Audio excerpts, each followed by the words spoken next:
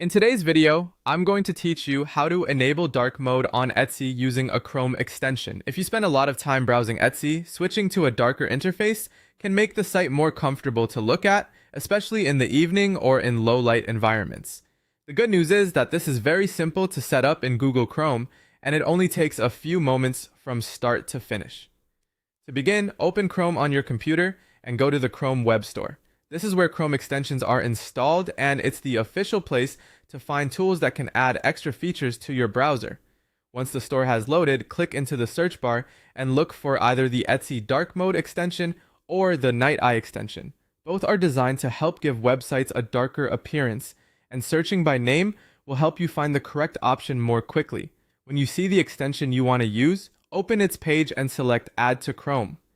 Chrome will then ask you to confirm the installation. Go ahead and approve it, so the extension can be added to your browser. Depending on your settings, this may only take a few seconds. After the installation is complete, the extension should appear in your Chrome toolbar, usually near the top right area of the browser.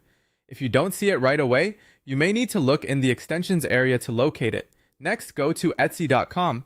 Let the website load normally so you can clearly see the standard appearance before turning on the dark theme.